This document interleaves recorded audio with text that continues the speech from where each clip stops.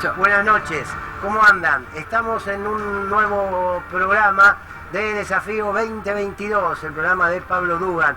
Hoy con muchos elementos para analizar, a partir de lo que se viene y a partir de poder pensar como sociedad, recién lo decía Gustavo, a ver si estamos dispuestos a construir una sociedad desde el odio, si estamos dispuestos a bancarnos que un dirigente político nos diga que va a ordenar a partir de la represión o que va a terminar con la educación pública, con la salud pública. La verdad es que tenemos ganas como sociedad de vivir en una sociedad violenta. Me acuerdo que durante el gobierno de Cristina Kirchner muchos hablaban de la crispación. Qué crispada que estaba la Argentina, cómo se pelean las familias en las casas.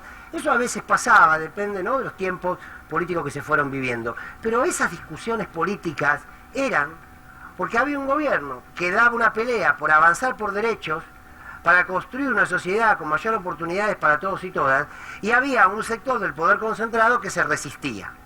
Entonces ahí aparecía la tensión política.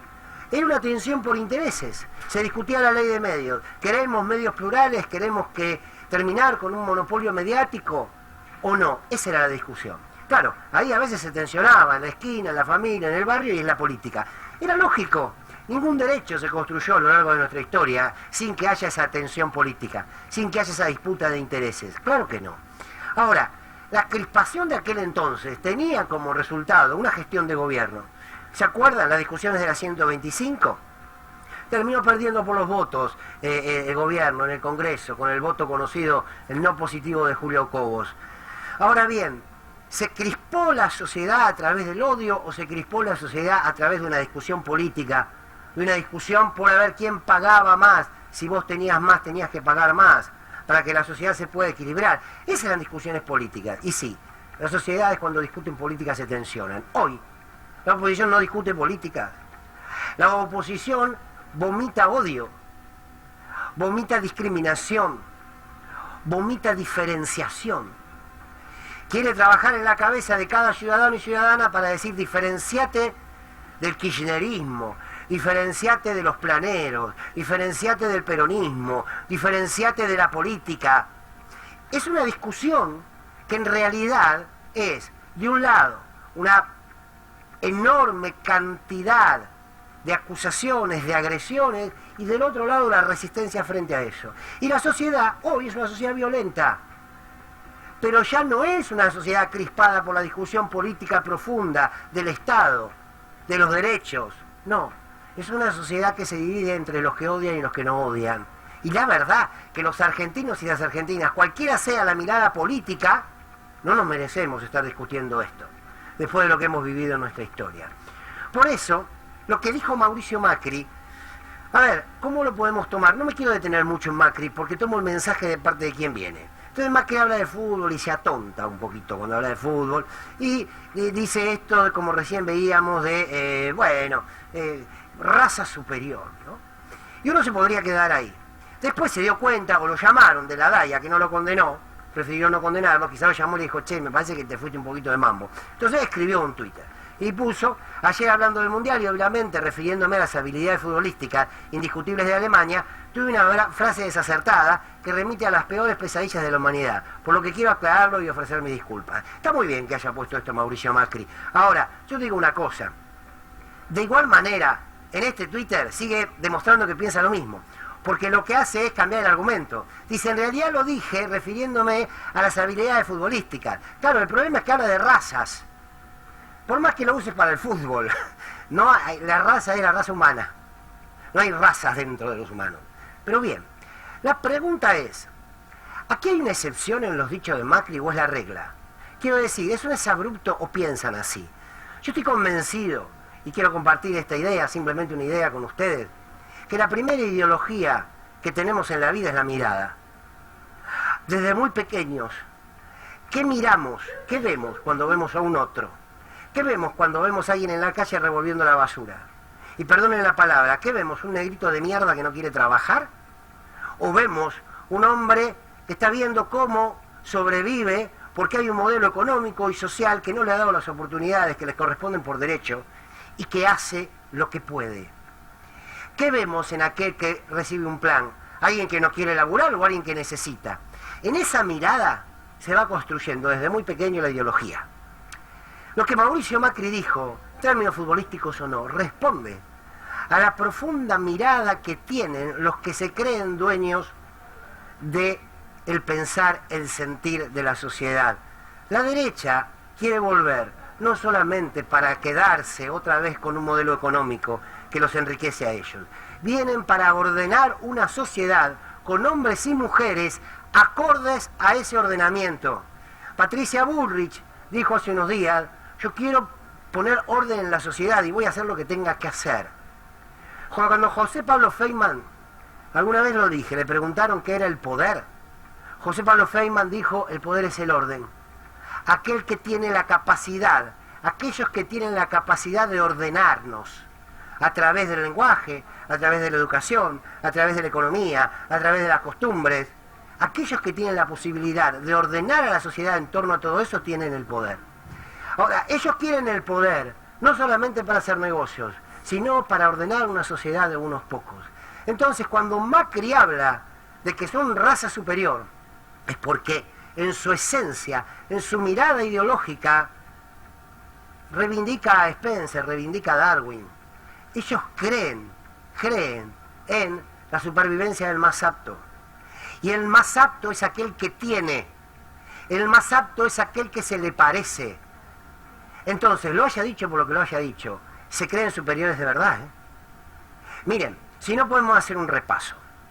Vamos a recordar, para que nos demos cuenta que no es un exabrupto, es una manera en la que gobernaron, y es una manera en la que nos miran. Así nos miran. A ver, podemos arrancar, si les parece, con María Eugenia Vidal. A ver si recuerdan cuando María Eugenia Vidal hablaba de los pobres y de la universidad. Porque la discusión no es una discusión de recorte, es una discusión de equidad. Es de equidad que durante años hayamos poblado la provincia de Buenos Aires de universidades públicas, cuando todos los que estamos acá sabemos que nadie que nace en la pobreza en la Argentina hoy llega a la universidad. Yo estoy a favor de la libertad y de que cada uno puede decidir qué hacer, pero me parece que hay dos realidades muy distintas. Una cosa es fumarte un porro en Palermo un sábado a la noche con amigos, relajado, o con tu pareja, o solo. Y otra cosa es vivir en la 2124, en Zabaleta, en la 1114, rodeado de narcos y que te ofrezcan un porro. Es lo mismo. A ver, el mensaje era, si vos sos pobre, la universidad no está pensada para vos. Si vos sos pobre, vas a morir pobre. Si naciste en un lugar de extrema pobreza, ahí te vas a quedar. Quédate quietito ahí. ¿Sabés por qué? Porque en realidad el país está pensado para otros, quizás para la raza superior. Y luego, ¿se acuerdan lo del porrito? Lo terrible del porrito es que legitima el porrito en Palermo y no legitima el porrito en un barrio humilde. ¿Por qué? Porque aquellos que se le parecen tienen más derechos que aquellos que no se le parecen. Entonces, lo que en algún lado es delito, en otro lado es goce. Esto es lo que dijo Vidal, con lo del porro. ¿Y qué nos están diciendo? Que en realidad nada forma parte de una lógica, de una identidad de la sociedad. No, si vos naciste en un lugar determinado, la universidad no está pensada para vos. Vos no podés fumar porro, vos no podés. Será porque sos una raza inferior. Ahora, si estás en otros lugares, quizás sí. Pero es solamente Macri y Vidal, no. Es también Soledad Acuña, la peor ministra de Educación que ha tenido la ciudad de Buenos Aires. ¿Se acuerda cuando hablaba de los propios docentes? ¿Se acuerda cuando hablaba de los pibes que dejaban las escuelas? Vamos a escuchar a Soledad Acuña, a coro, con Vidal y con Macri. La izquierda ha tomado una fuerza muy grande, donde además el perfil de los estudiantes cada vez va teniendo un sesgo más claro, empiezan a estudiar la carrera docente, y esto es igual en todo el país, son personas cada vez más grandes de edad que eligen la carrera docente como tercera o cuarta opción luego de haber fracasado en otras carreras, y si uno mira por nivel socioeconómico, que no debiera ser como un determinante, pero si uno mira en términos de capital cultural y de experiencias enriquecedoras al momento de aportar para el aula, la verdad que son de los sectores cada vez más bajos hoy, 2022, después de 2 años, es muy tarde para salir a buscar a los chicos. Esos chicos seguramente ya están perdidos en un pasillo de una villa, ya cayeron en actividades del narcotráfico, ya tuvieron que ir ponerse a trabajar, perdieron todas las posibilidades, toda su propia fe respecto a las oportunidades de estudiar. Hoy es tarde, obviamente hay que intentarlo, pero hoy es mucho más difícil. Los pibes que salen de la escuela pública, que lo perdieron por la pandemia, no porque sus padres no quisieron enviarlos, por las circunstancias de la pandemia, para la ministra de Educación, estaban corriendo por las villas. ¿Diría lo mismo si fuesen por los niños y las niñas que dejaron la educación privada? ¿También por la pandemia? No, no lo dijo.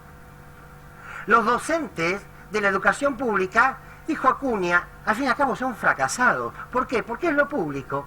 Y el problema que tiene lo público para este sector de la derecha es que lo público nos incluye a todos y a todas. Y el país que ellos quieren está pensado para la raza superior. No hay otra cosa, ¿eh? ¿Se acuerdan de Sanz, uno de los armadores de Juntos por el Cambio? ¿Se acuerdan cuando tuvo que hablar sobre la asignación universal por hijo? Recordemos qué decía. La asignación universal por hijo, que es buena en términos teóricos, se está yendo por la canaleta de dos cuestiones que el gobierno no solo que no las ve, sino que muchos de sus aliados, los intendentes del conurbano, las apañan. El juego y la droga. El juego y la droga. Asignación universal por hijo, que para ellos es de la raza inferior, se va en la canaleta del juego y la droga. Habría que decirle a Sanz que la plata que tomaron y que nos dejaron endeudados a todos los argentinos se fue por la canaleta de la fuga, y son millones y millones, pero la discusión se da sobre los sectores más vulnerables, ¿no? Al pobre se le exija que explique por qué es pobre. A quienes se la fugaron no se le explica por qué se la fugaron, se le pide poca explicación. Pero insisto, es el mismo microrrelato, no es uno, son todos, no es un exabrupto, es una conducta, es una mirada, si no escuchen a Pichetto. Nosotros siempre funcionamos como ajuste social de Bolivia, es muy interesante, y ajuste delictivo de Perú, es muy interesante. Perú ha resuelto su problema con la seguridad, ha transferido, digamos, a todo el esquema narcotraficante. Las principales villas de la Argentina están tomadas por peruanos. Y por argentinos, cómplices de peruanos, porque no quiero tampoco discriminar. Lo que digo es que ellos resuelven el problema desde el punto de vista de sus realidades, mejoran incluso en el funcionamiento de sus propios países, y la Argentina incorpora toda esta resaca. No quiere discriminar, menos mal que lo aclaró. La Argentina incorpora toda la resaca. Venía hablando de peruanos y de bolivianos. Claro, la raza inferior. Lo creen de verdad, ¿eh? Lo creen de verdad. Pero lo tienen canalizado. Lo demostraron cuando gobernaron. Cuando Patricia Bullrich dijo en plena pandemia, el que puede comprar las vacunas que las compre y el que no que pide un préstamo, que vea cómo lo resuelve, tiene que ver con eso. Para ellos el delito es delito, depende de quién lo cometa. La corrupción es corrupción, depende de quién la haga. La necesidad es necesidad, depende de quién la tenga. Los derechos son posibles de ser gozados, depende para quién sean esos derechos. Ahora yo pregunto, ¿de verdad que queremos en nuestro país tener estos niveles de discusión? En vez de discutir el empleo, en vez de discutir el salario, en vez de discutir la industria, en vez de discutir la educación, en vez de discutir la salud, en vez de discutir qué hacemos con nuestros ríos, en vez de discutir qué hacemos con las pymes, queremos discutir esto. Ciudadanos de primera o de segunda, la vieja y perversa lógica de civilización y barbarie, la supremacía del más apto, el superhombre, como decía Nietzsche, que es superior a todos los demás, porque era la idea precisamente del alemán fuerte, del alemán que terminó llevando adelante un holocausto. Esta Argentina no podemos discutirla más, porque es uno de los contratos no de la democracia solamente, de la humanidad toda. Estamos discutiendo qué sociedad queremos vivir y qué mirada vamos a tener sobre el otro. Cierro con esto. Hubo una noticia muy dolorosa estos últimos días.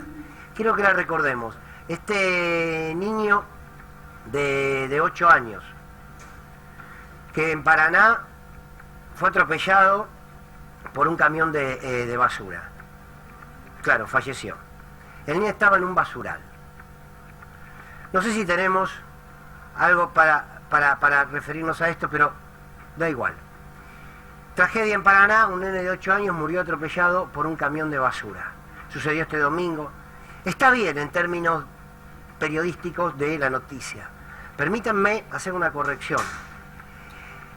El nene de 8 años murió atropellado por un camión de la basura. El nene de 8 años murió por hambre. Son miradas, ¿no? Ustedes me dirán, no, pero lo atropelló un camión de basura. Sí, ya sé que lo atropelló un camión de basura. Pero un niño no es. El lugar de un niño no es un basural. El lugar de una niña no es adentro de un tacho de basura de la ciudad de Buenos Aires. Ese niño no debía estar ahí. Como estuvo ahí por necesidad, por ausencia de derechos, un camión accidentalmente lo atropelló. Entonces, depende de la mirada que tengamos, podemos comprender y acercarnos más a este hecho, o verlo como una noticia. ¡Qué tragedia este camión que no vio al nene! No, ojalá que como sociedad nos empecemos a preguntar si vamos a seguir tolerando que niños de 8 años estén metidos adentro del basural. Todo lo que suceda después, casi que está a las buenas no sé de qué. Discutamos si queremos un país en donde la mirada con el otro sea la mirada despectiva. No sé, no voy a hacer cargo a nadie de esto, pero me pregunto interiormente y lo comparto con ustedes. Quizás este niño forma parte de la raza inferior, porque no habita en un lugar determinado, porque no puede acceder a determinados derechos, y hay quienes creen que algunos lo merecen todos y otros no merecen nada. Resolverlo en un basural. Total, si va Macri, se pone la tablita, ¿se acuerdan? Cuando se puso una tabla alta para no pisar el barro en una villa. Ojalá podamos entender que la discusión de la política es, más allá de lo económico y de la mano de lo económico, más allá de lo cultural y de la mano de lo cultural, es lo humano. Esta es una Argentina violenta porque vinieron a violentar el vínculo entre unos y otros. Vinieron a decirnos que hay gente que vale la pena y otra que es descartable, por más que lo quieran disfrazar en un partidito de fútbol. Vamos a hablar de otros temas, claro está, con todo el equipo aquí de Pablo Dugan. Vamos a hablar de la inflación, vamos a hablar del bono, porque tiene que ver con la economía y con las urgencias de este presente. Juan Enrique, buenas noches. ¿Cómo Buenas va? noches, Fer. Sí, vamos a hablar de algo que nos preocupa a todos, ¿no? la inflación. Que nos golpea a todos fuertemente la inflación. ¿Qué te puedo decir del 6,3% que se conoció en octubre, que suma para lo que va el año un 76,6%, un 80%?